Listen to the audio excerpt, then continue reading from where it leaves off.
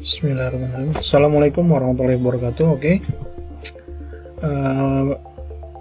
Berikutnya ini akan saya bahas tentang IoT ya. Tadi kita sudah membahas tentang internet.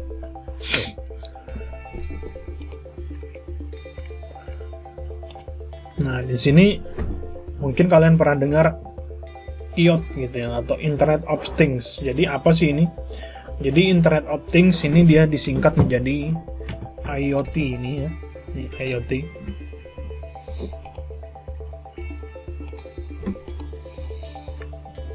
Nah, IoT ini sendiri kalau dilihat dari pengertiannya, ini adalah dia tidak lepas dari internet ya. Jadi ada internet, ada of things. Nah, ini adalah jaringan internet yang terhubung dengan banyak objek dan mampu mengumpulkan atau bertukar data. Kata-kata Internet of Things ini memiliki dua bagian penting, yaitu internet sebagai penopang konektivitas dan things, yaitu benda. Jadi kita bisa mengakses benda-benda atau alat-alat menggunakan jaringan internet lah, seperti itu simpelnya. Nah, ini jadi ketika Anda menghubungkan suatu perangkat dengan koneksi internet dan gabungan tersebut dapat dijalankan melalui internet untuk melakukan suatu fungsi tertentu, maka hal tersebut dapat disebut dengan IoT. Contoh misalnya, kalau layanan sekarang ada smart home istilahnya. Kemudian nanti ada lagi yang lebih besar, ada smart city. Ini dia menggunakan IoT. Smart home misalnya kita bisa mengakses mematikan AC dari jarak jauh menggunakan aplikasi. Kemudian bisa mengatur intensitas lampu menggunakan sebuah aplikasi. Ini adalah sebuah Internet of Things. Atau biasanya itu ada disebut dengan CCTV ya. Nah, CCTV ini juga merupakan teknologi dari IoT.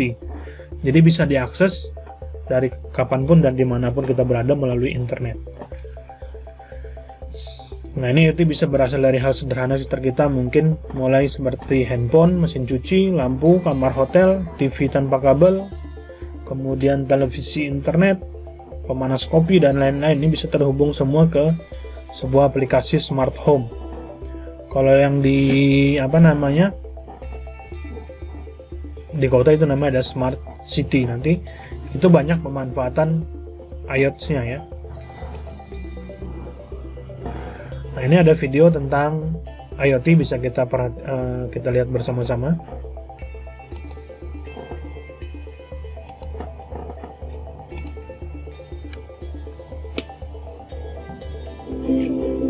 Internet of Things atau IoT merupakan teknologi yang memungkinkan benda-benda di sekitar kita terhubung ke jaringan internet. Teknologi ini ditemukan oleh Kevin Aston pada tahun 1999. Hingga saat ini, teknologi IoT sudah dikembangkan dan mulai diaplikasikan. Salah satu produknya yang paling akrab dengan kita adalah layanan GPS. Cara kerjanya, setiap benda yang terhubung ke internet bisa diakses kapan saja dan di mana saja. Bayangkan, ketika kita meninggalkan rumah, ternyata lupa mematikan TV, kita bisa mematikan dari jarak jauh hanya dengan mengirim pesan ke rumah kita. Rumah, tolong matikan TV.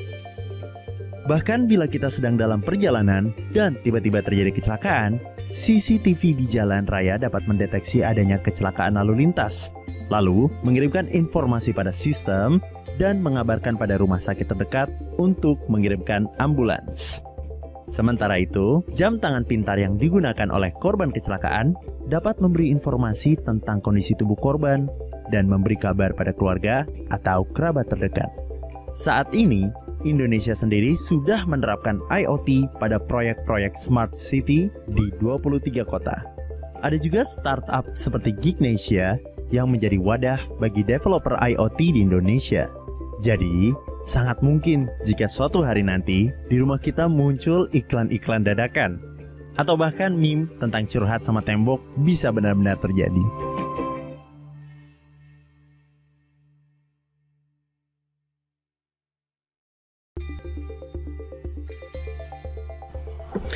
Oke, itu tadi videonya. Jadi seperti itulah IoT ya.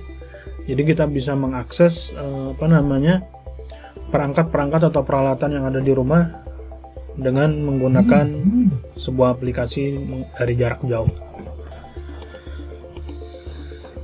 Nah, kemudian berikutnya kalau berbicara perkembangan teknologi, ini juga kita berbicara tentang teknologi internet. Ini tidak lepas juga dengan perkembangan dari website teknologi ya. Website teknologi ini sering kita gunakan.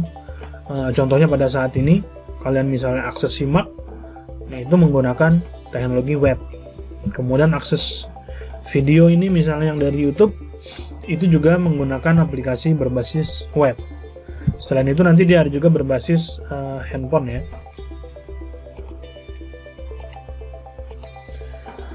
Nah, di sini untuk pengertiannya sendiri, nah teknologi web ini dia tidak lepas dari istilahnya WWW atau World Wide Web. Ini lebih dikenal dengan nama web ya. Merupakan salah satu layanan yang didapat oleh pemakai komputer yang terhubung ke internet. Jadi kalau kalian mau mengakses layanan WWW ini, kalian harus mengakses harus terhubung ke internet. Mengaksesnya menggunakan apa? Menggunakan web browser namanya ya. Web browser itu kayak Chrome, kemudian Firefox, habis itu Microsoft Edge, apalagi Opera, saya lupa lagi, kayak banyak ya, ada beberapa aplikasi browser yang bisa kalian gunakan. Nah, ini web pada awalnya adalah ruang informasi dalam internet dengan menggunakan teknologi hypertext ya. Dia pemakaian dituntun untuk menemukan informasi dengan mengikuti link yang disediakan dalam dokumen web yang ditampilkan pada web browser kita. Nah, kini internet itu identik dengan web karena kebetulan web sebagai standar interface pada layanan yang ada di internet. Nah, ini dari awalnya sebagai penyedia informasi, kini digunakan juga untuk komunikasi dari email sampai dengan chatting. Nah, kalau dulu itu aplikasi chatting atau email itu aplikasi khusus tersendiri. Cuma semakin ke sini web ini dia mewadahi semuanya, termasuk aplikasi chatting, kemudian untuk bisnis e-commerce itu juga termasuk. Ya, contohnya kita beli barang misalnya di bukalapak.com, habis itu tokopedia.com, ada yang di shopee.co.id. Nah, ini adalah menggunakan aplikasi berbasis web.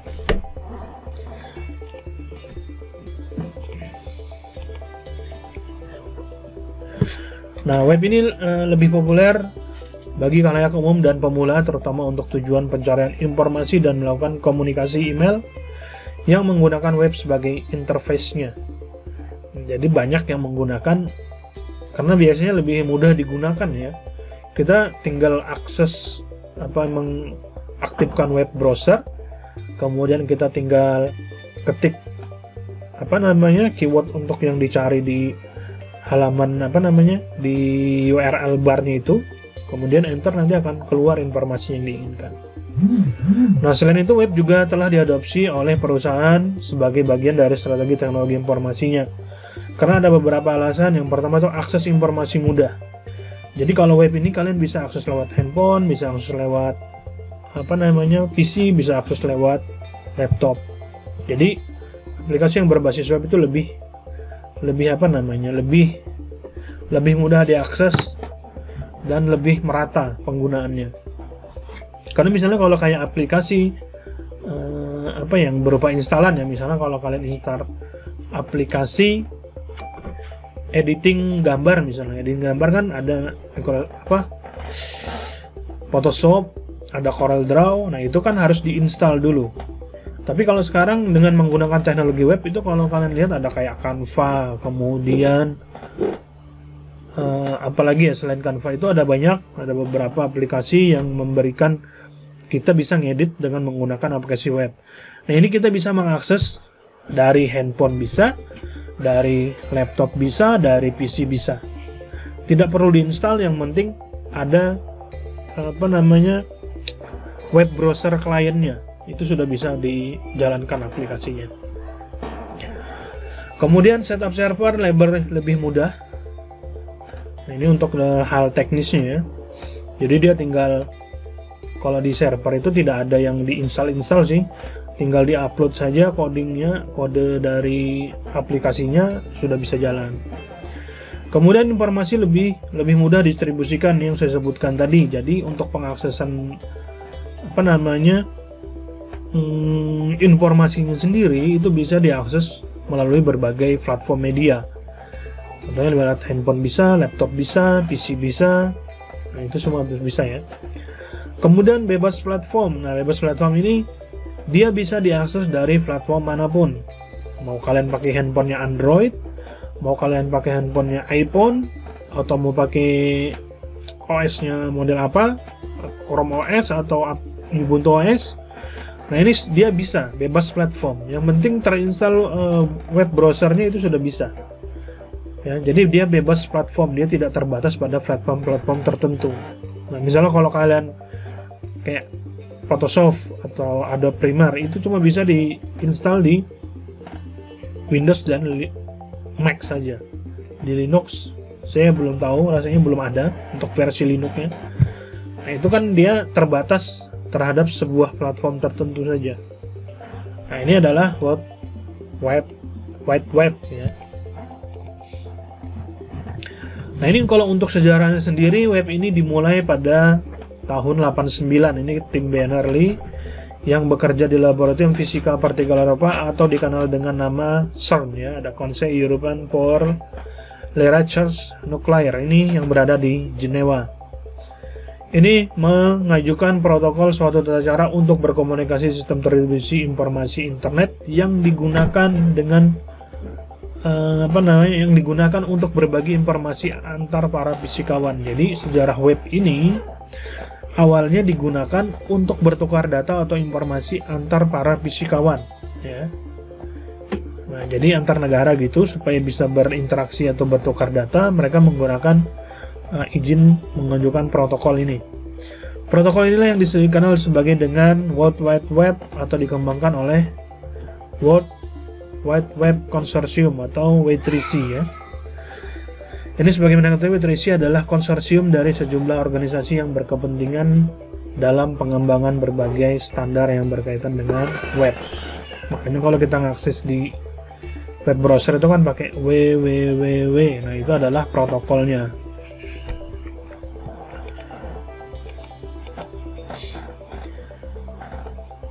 Nah, ini pada awalnya dibangun hanya menggunakan bahasa yang disebut dengan HTML ya. Jadi bahasa pemrograman web itu HTML. Kalau sekarang sudah lebih kompleks, ada banyak, kita bisa menggunakan bahasa Python, bisa menggunakan Ruby on Rails, bisa menggunakan bahasa PHP ya, yang sering yang sering digunakan. PHP di sini bukan pemberi halaman palsu, bukan ya. Jadi di sini PHP adalah PHP untuk bahasa pemrograman. Nah, ini protokol yang digunakan dinamakan HTTP atau Hypertext Transfer Protocol. Jadi dia protokol untuk mentransfer teks antar klien satu ke klien yang lain. Ini pada perkembangan berikutnya, 11 script dan objek dikembangkan untuk memperluas kemampuan HTML. Jadi kalau HTML itu, kalau kalian belajar pemrograman, dia cuma menampilkan teks. Untuk mempercantik tampilan sebuah halaman web atau halaman HTML, itu diperlukan lagi namanya bahasanya CSS atau case shading style sheet ya. CSS, case shading style sheet. Nah, itu dia digunakan untuk mempercantik tampilan HTML. Ibaratnya CSS itu semacam temanya lah, seperti itu. Kalau misalkan handphone tampilannya temanya kurang bagus atau default, nah kalau untuk mempercantik kalian tambah tambah aplikasi lagi. Kalau di sini kita menambahkan untuk mempercantik tampilan itu menggunakan CSS. Nah, kalau aplikasi simak itu dia menggunakan, ini ada ya, dia applet Java. Setahu saya kalau di simak itu menggunakan Java, dia pakai Spring Boot ya namanya. Nah, itu bahasa pemrograman juga. Nah, ini web status dibentuk dengan menggunakan HTML saja. Kekurangan apa seperti ini terletak pada keharusan untuk memelihara program secara terus-menerus. Nah, ada juga istilahnya namanya web dinamis ya.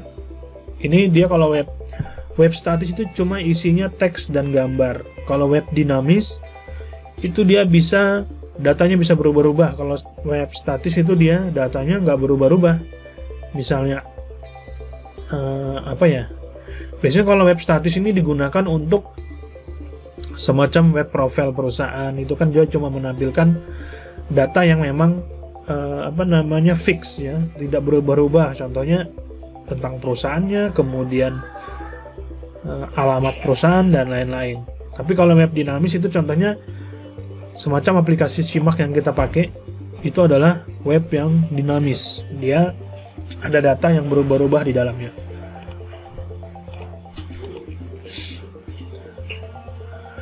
Nah, ini dengan menggunakan web dinamis ini dimungkinkan untuk membentuk aplikasi berbasis web-based application. Contohnya ya, simak saat ini nih ya, untuk sistem informasi akademis berbasis web. Nah, ini kemudian ada istilah URL ya. URL itu adalah biasanya kita ngetikkan di di text box-nya untuk input keyword-nya itu di URL ya. Nah, URL di sini itu singkatan dari Uniform Resource Locator. Ini di mana URL memiliki pengertian untuk mengidentifikasi lokasi file di internet. Jadi untuk lebih memudahkan sebenarnya kalau nggak ada URL ini, itu alamat internet itu kan tadi setiap perangkat yang terkoneksi ke jaringan harus punya IP. Nah, itu dia sebenarnya menggunakan IP ya, nomor IP. Kan nggak mungkin kita harus menghafal atau menggunakan kombinasi IP. Misalnya saya mau akses simak IAIN Palangkaraya atau misalnya IAIN palangkaraya.ac.id, kemudian dibandingkan saya harus mengakses nomor IP misalnya 152.10. Bla bla bla bla. Nah, itu kan lebih susah. Lebih enak kalau kita ngingat, oh IAIN, kita tinggal akses saja misalnya karena dia pendidikan pakai IAIN plk.ac.id. Nah, nanti ada jenis-jenisnya. Untuk AC.id ini adalah akademik. Nah, ini penggunaan URL ini sebenarnya sama halnya ketika kamu membuka file di komputer. Ketika kamu membuka file di komputer, kamu cukup dengan melakukan double klik. Maka untuk membuka file di komputer jarak jauh, kamu harus menggunakan URL agar browser web tahu kemana harus mencari. Nah, ini fungsinya URL, dia untuk identifikasi alamat situs ya. Kemudian salah satu fungsi yang lainnya adalah memindahkan user atau visitor dari satu halaman ke situs lain, kemudian ke halaman lainnya di situs yang lainnya. Misalnya kalau kalian membaca sebuah informasi, misalnya kalau kalian klik, itu kan ada URL tuh, ada hyperlink ya. Nah, itu bisa mengakses ke halaman lainnya. Penamaan file yang tersimpan dalam website, kamu bisa menggunakan URL untuk penamaan file pada website. Kemudian mempermudah user mengakses website, karena dibandingkan dengan mengakses IP-nya atau nama dokumennya. Kemudian lagi dia mempermudah identifikasi file dan pemberian alamat dokumen. Nah, ini contohnya dari struktur URL ya. Nah, jadi di depan itu biasanya ada http:// ya. Ini menunjukkan protokol identifier-nya. Protokol identifier ini bisa berupa HTTP, bisa berupa HTTPS ya. Ini kan Hypertext Transfer Protocol. Kalau ada S itu dia Hypertext Transfer Protocol Secure, dia lebih aman atau di enkripsi lah seperti itu.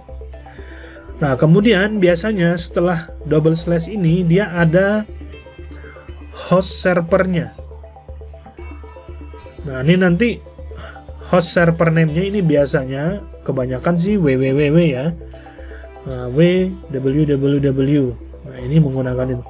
Kemudian di belakang ini adalah nama domainnya.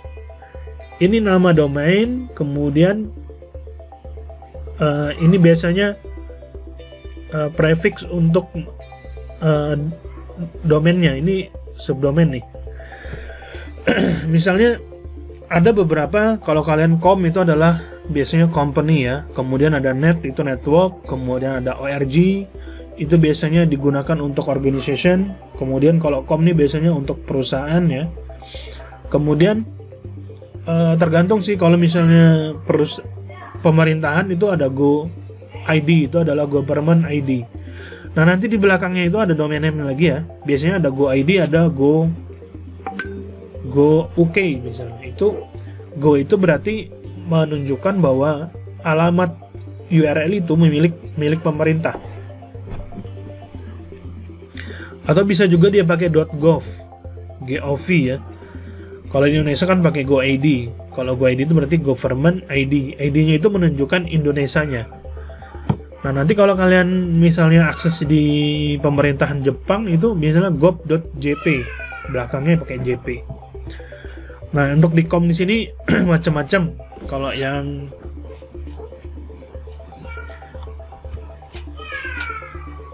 Kalau untuk yang akademik itu pakai ACID. Kalau sekolah biasanya pakai SCH. Nah, itu beda-beda. Ini kemudian di belakang itu adalah path, tempat kita menaruh aplikasinya. Nah, ini. Kemudian ada target file yang mau diakses. Ini biasanya yang paling belakang ini dia berupa file HTML. Ya, file HTML yang bisa diakses kemudian ditampilkan ke web browser. Yaitu untuk URL. Kemudian saya lanjut ke mobile teknologi ya.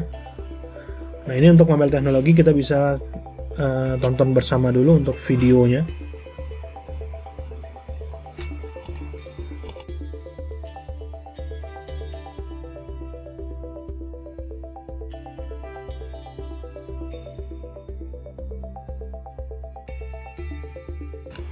Nah ini kalau kita lihat di sini handphone pertama itu bentuknya ya semacam inilah. Ini bentuknya semacam atau seperti tempat minuman anak TK ya. Tapi memang seperti itu awal mulanya.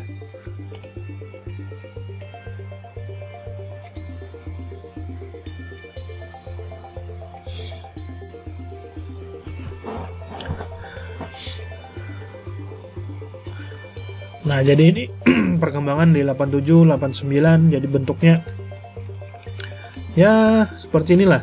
Untuk handphone zaman dulu layarnya masih kecil, kemudian tidak berwarna, monokrom ya. Nah ini 92 baru pertama kali bisa SMS.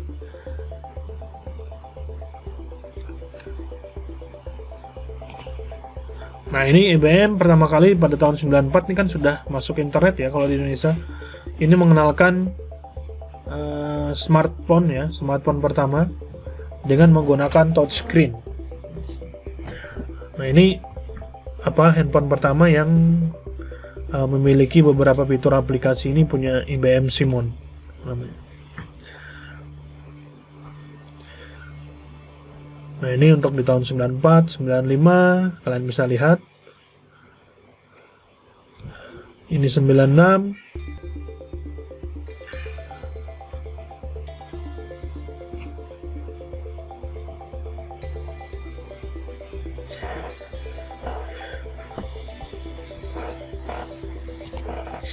Nah ini 97 di Nokia 5110. Ini pertama kali adanya game ya. Jadi game ular ya, Snake. Mungkin yang waktu kecil pernah pinjam handphone orang tuanya untuk main game. Nah ini 98 3G di launching atau diperkenalkan.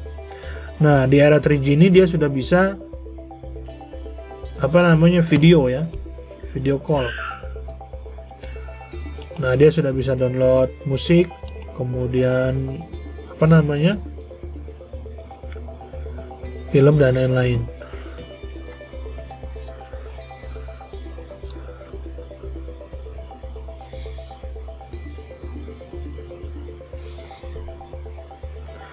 Nah, ini panjang ya videonya ya.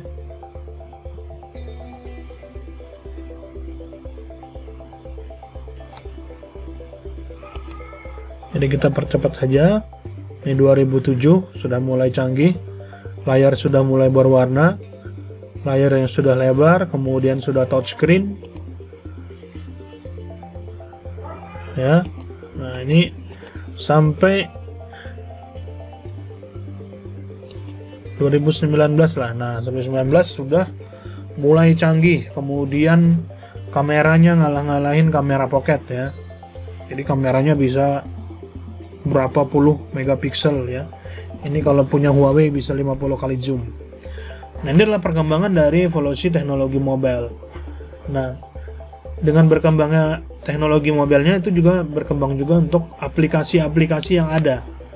Jadi semakin canggih ya untuk aplikasi-aplikasinya. Nah, ini untuk penjelasan dari Mobile Evolution. Oke, sampai di sini ada yang ditanyakan? Mungkin kurang jelas, nanti bisa silakan komen di kolom komentar ya. Atau bisa juga open discussion di e-learningnya. Oke, itu saja yang bisa saya sampaikan untuk materi Internet of Things dan jaringan komputer.